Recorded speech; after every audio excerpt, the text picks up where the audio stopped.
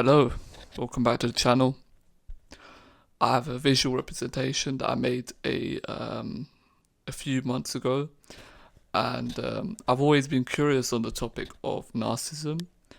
I know that it's very popular, I think, these days. There is a lot of interest in learning what's going on.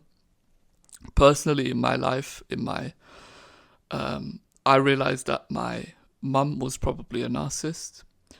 And back then, I didn't know much about narcissism. I was newly exploring, like on YouTube, on what's what, and what makes someone a narcissist, what not. And not really, actually. Rather trying to realize what my mum is doing and why she's doing that way, and if I could fix it, if I could heal it in some way. So I realized that energy plays a big part of narcissism and living with someone who's a narcissist, because often I would feel low energy. I've got this visual representation that I've made that shows the perspective between me and my mum would be one, the person who is a narcissist. This is quite difficult for someone that is not a narcissist compared to someone that is a narcissist. I don't think that I am, at least. But I do have some narcissistic traits. That's another thing. Everyone has some narcissistic traits, but it is that way. You try to manage it. The living with someone that is a narcissist is very disorienting. There's a lot of energy extraction. There's a lot of play here, and the play is of your reality. So when you get gaslit many times, you become very confused about what's what, and if your own version of reality, if your own opinions, if your own dreams, if your own vision is actually meaning something, and if it's actually in touch, because you kind of lose touch in reality sometimes. So this is how I represented it. Is you can see the purple line shows the person that does have NPD, narcissistic personality disorder. They are less in touch with reality. And I'm not sure the reasoning why. I don't know why they are the way that they are. I don't know what causes it. But I just know that this existed. Even when I was newly learning about narcissism, I still had this knowledge before even learning this specific thing. I knew there was some energy extraction at play, but I just, I didn't know what she was lacking. So she was lacking energy, and the way that she would get energy. So we get energy via having some rest, so having some sleep, having some hobbies that we do. We get some energy from it. We feel good. We lose some energy as well, physical energy, but mentally we feel better and we get energy, I think. And when we cook, if we like cooking, when we solve a Rubik's Cube, if we like doing it, if when we go out with some friends and we go to a coffee shop, we go to a bar, we go watch a football game together, whatever it is, cricket, tennis, we feel energy, we feel good. And the representation with a narcissist's life is not similar. I know as people we have a very broad perspective and we all have it innately. Most of us, we think other people are similar to us. When we take a walk, when we go to the bathroom, when we're in the kitchen cooking, we believe, even drinking water, we believe everyone's experiences is similar, because we're people. How else is it going to be? You're not going to have the experience of a dog. Well, actually, this is kind of wrong, is what I see. That's my theory. The people that are narcissists are unable to connect with cooking, unable to connect with even drinking coffee. My mum would drink coffee and she wouldn't finish it completely. It would be more of a habit and sort of the representation of something. So, for example, if it was so-called socializing with my dad and her, she would just drink the coffee as if, we're connecting and we're socializing. Or if they even drink alcohol, it would be the similar result and similar reason. Not because of the alcohol's taste or because it feels good, you like the buzz maybe. More so it's because there's some social reasoning, there's some maybe families drinking, that's why you want to be part of the culture, part of the background. That's why they do these things. And they have this need, constant, never filling need that is like it's like a black hole. And someone that can't fulfill their desires, can't make themselves feel good, and isn't at peace, they're not going to be at peace basically. If someone doesn't feel satisfied with reaching something or having someone by their side, then they're not going to be at peace. So they're going to cause imbalances around them. They're going to cause other people to not be at peace. So this is the structure. The people that are not NPD, they don't have this. They are more in touch with reality way more often. So as time goes on, they've been in touch, let's say 12 times with reality, whereas the narcissist has only been in touch 3 times, let's say, or 2 times even. So it's considerably less, like definitely noticeably less.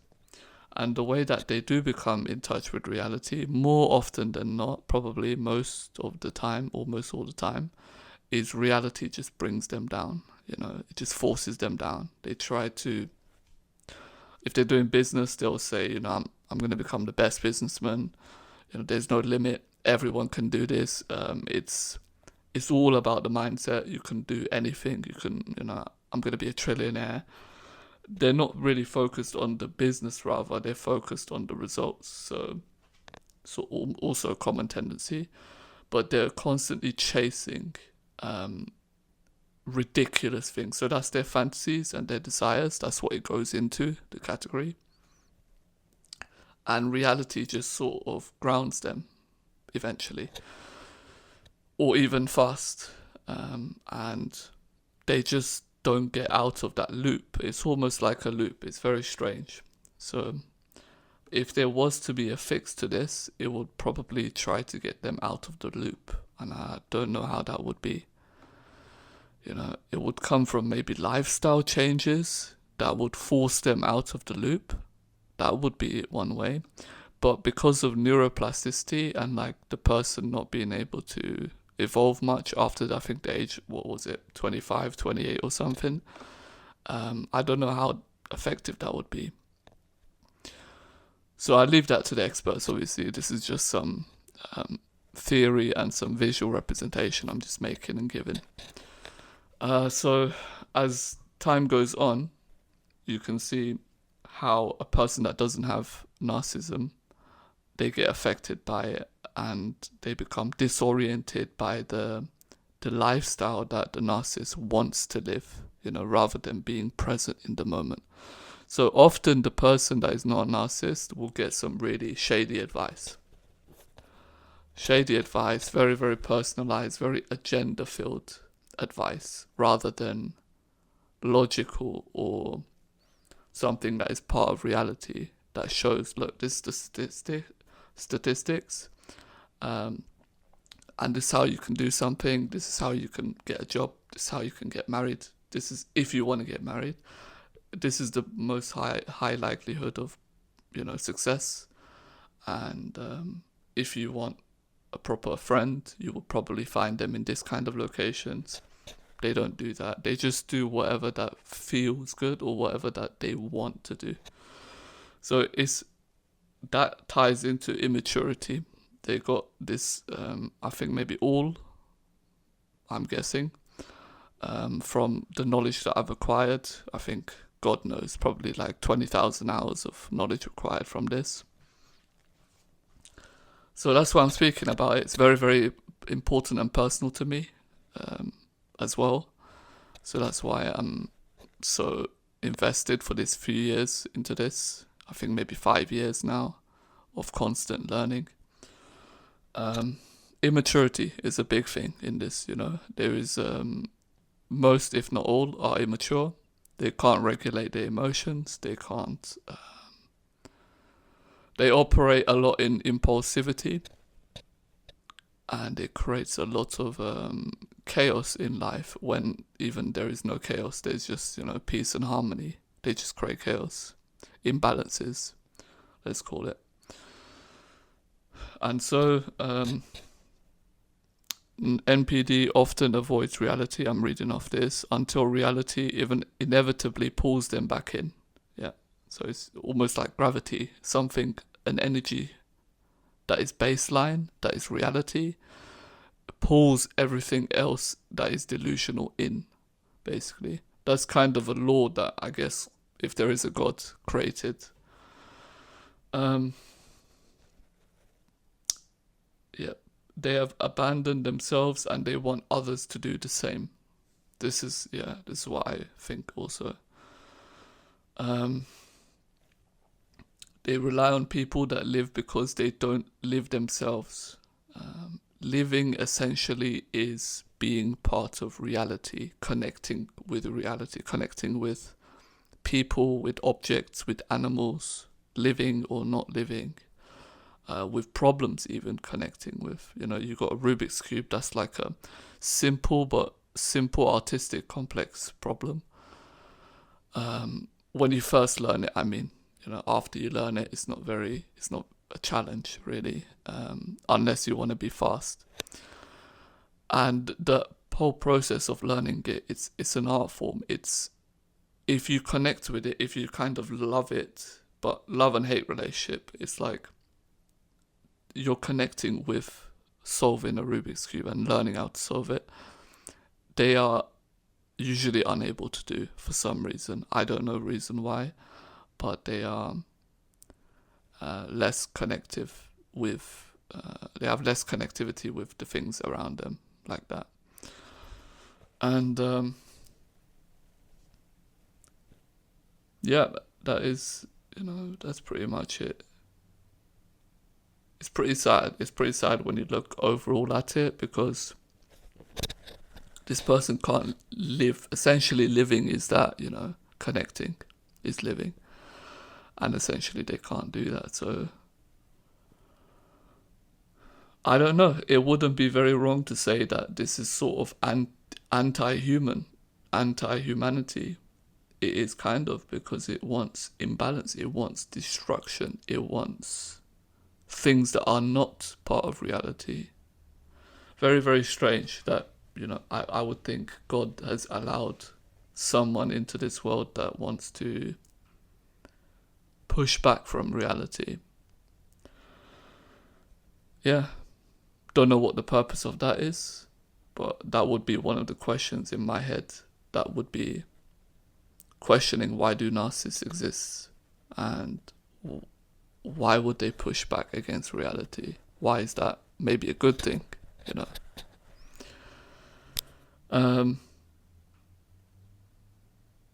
hopefully in the future we're able to see some things that are positive sides of narcissists being among us as well. Because currently we're just doing I'm saying we, but they are doing just a lot of research and a lot of tests, hypotheticals and whatnot, and putting together data and understanding of narcissism, whilst not doing much about it. There's not enough being done with regulation, with what people are allowed to do, what they're not allowed to do, because we live in a capitalistic system. What do you expect? There's that too. The system itself is narcissistic and it rewards narcissistic energy. Yeah. I hope that people are more aware of this and that things are done in the future, hopefully near future as well. Because I think this is the most important subject in times. I can't think of anything more important. As I was learning this, I don't think maths is more important than this. I don't think science is more important than this. Not engineering. The depth of engineering actually is very, very important in life. Being able to solve problems, critical. And that plays into this, hopefully this is paid more attention to, not only as like calling, a person that is diagnosed with narcissism a narcissist and complaining about people. This person gaslighted me. I'm stonewalling this person, or I've no contact with this person. It's like, I think we need less of this, and we need more of analysis, research, opinions. Very, very important. People need to come out with their opinions, with their experience of narcissism, and how maybe if with a friendship, with a family member, and how differently it affected you, because that's really, really important. And just do stuff in the future that improves, life in general against this field of narcissism. My belief is about 80%, 90% of the world's problem relates with narcissism. That's my belief. That's my strong belief. That's my hypothesis. Hopefully I'm wrong, but if I'm right, then this should be like the main thing to solve. And how can we have these kinds of people temporarily good in our society? What areas would they be very, very good at? And how can we, instead of just putting them into jail and a mental asylum, how can we, and go through so many treatment processes that it's going to take a lot of time. How can they be a benefit to society?